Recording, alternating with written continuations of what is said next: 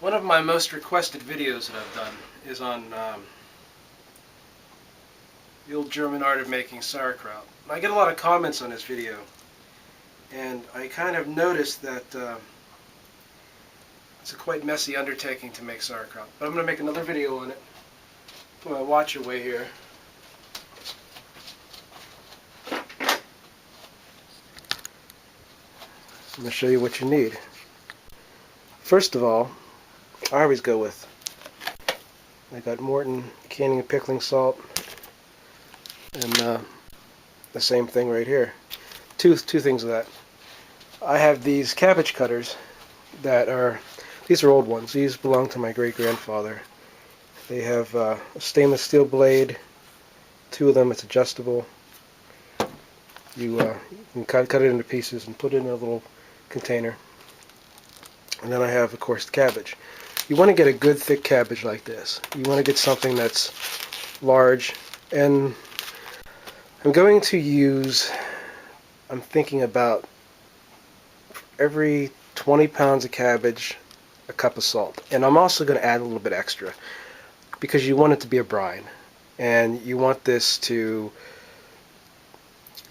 ferment and pickle itself that way, because what it's going to release is carbon dioxide, and the salt's going to preserve it. And I'm going to put them in these buckets. These are a food safe bucket. I bought them, I have lids for them. And what I did with them, and this is very, very important, is where to go.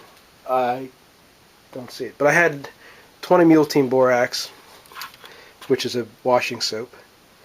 And people that make wine and beer will use this too, to clean the inside. Let it soak in there real well. Even if you just bought the food safe bucket, and that's what you have to make sure they are food safe. It'll say right here it says food line. But I want to clean it out real well, even if it's brand new, because of any bacteria, anything in that process, I want to totally sterilize everything. Now, first of all, what I'm going to see at looking at this cabbage is what I don't want. These outer leaves, I don't want them. All this outer leaf, I'm going to carefully remove until I get down to this beautiful, just wonderful raw cabbage underneath that's white.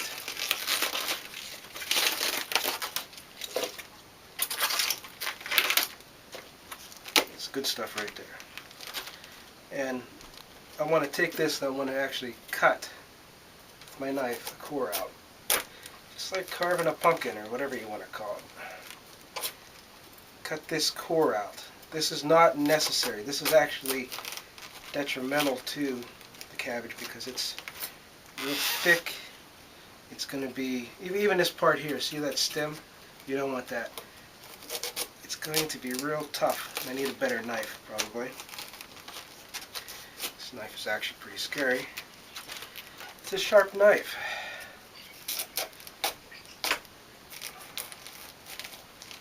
Now, I want to core this. I'm going to cut it up into pieces here. I didn't do much cutting on video because that make the table shake. It's, the knife's pretty heavy, but you want to cut it up into manageable pieces. And another thing, just because I'm going to be doing this, I'm going to put a little bit of salt here in a bucket, just a tiny bit. And I want to put a tiny bit in here, just to go a little bit more than what the recipe calls for, because you can't have too much, but it's also not bad to have not enough. Well, there's a balance. You'll learn it as you make it enough, but you can see how this cutter works. What I'm doing is it's very dangerous too. I mean, these things are pretty damn sharp. I'm cutting very carefully. This is the old-fashioned way. The newer way is that they have a, like a cutter you cut meat on, meat slicer.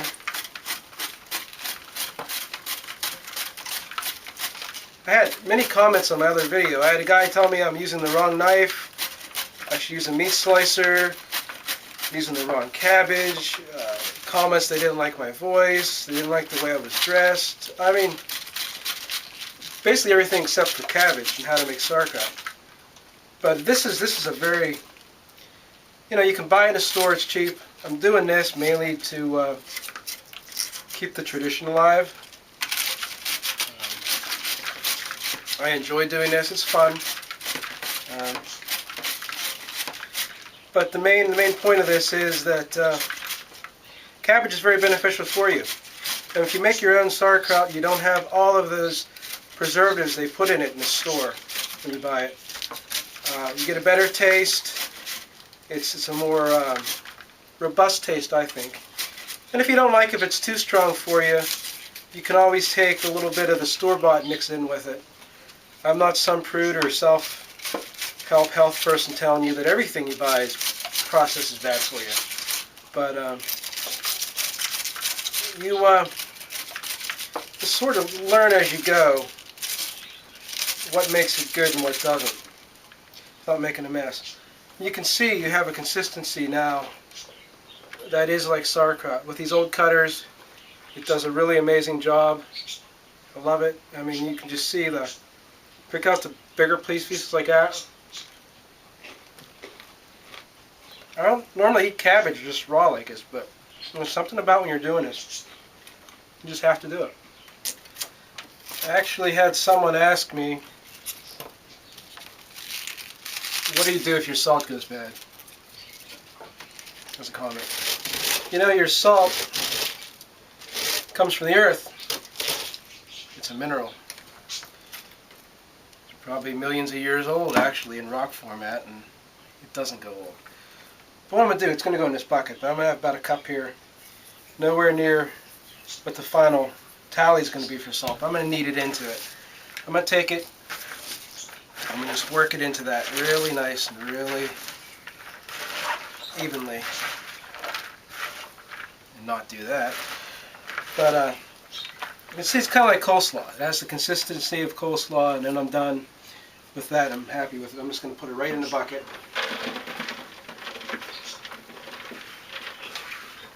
Keep that nice and clean and layer it. Pack it down a little bit. Kind of flatten it. Get most of the air out of it. That's the big thing. And then put a little more of that in there. Now I'm going to do this in layers. Okay. But you see how I have it flattened out? As I push down all that water that's in the cabbage with the salt, will reach its way out. That will create a brine. That brine will preserve it and make what we call sauerkraut. Give you a closer look since you're not standing way over there. Here's my container. Here's my salt, 1 cup for 20 pounds, something roughly about that. My cutter. You can see how the blades are set up. You're going to have extra. You're going to have the green leafier parts, the rougher parts.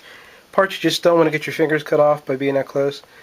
And you know, you want to put it in here, like I said, you want to push down. You want to get that real even in there, especially the first batch you put in. And as you layer it, it'll take care of itself pretty much.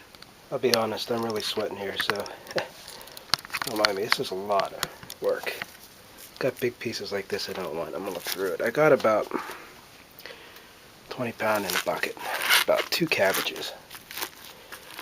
And I'm going to tamp it. You're wondering, why do you have the blue glove on? Well, I let everybody wonder about that one. But I didn't hurt myself.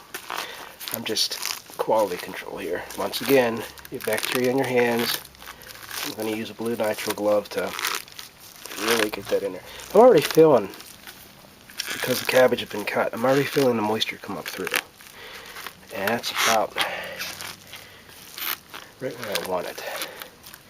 So, to seal it, the old timers would put a piece of wood that fit about this size in a brick. I don't do that. I have a modern way. Okay, so double bag this, and I put the bag inside of the container next to the cabbage. Left a lot of room. You don't want it to break. Double bag it. Definitely double bag it. And I'm going to put water in here, just like this.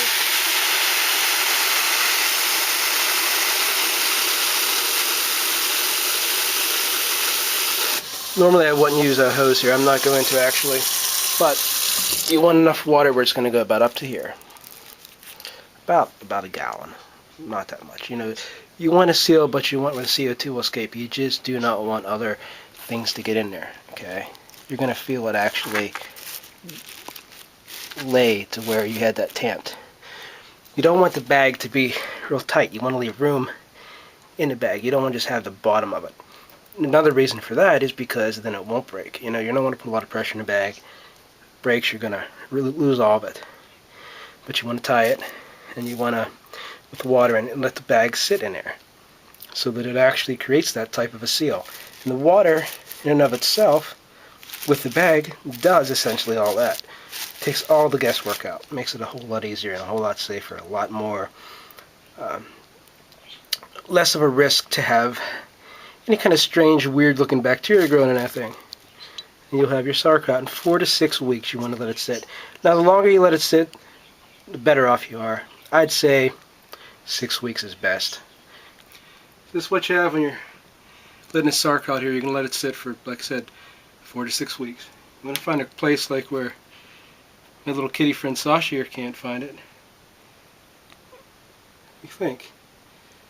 Your human's crazy, isn't he? Yeah. You didn't know this place was here because she doesn't go here. And that's the point. You want a place your animals, other things won't go and won't be bothered. About 50 degrees, something like that. Not too warm. You want it below 50, about 60, 50 degrees. And you want to put a bag of water on it and tie it. And put your lid on. You don't want to seal the lid because you just want it to keep stuff out. Like little kitties like Sasha here. You love me. I love you. Say it. Say I love you. No. It's a window I never knew existed. Huh.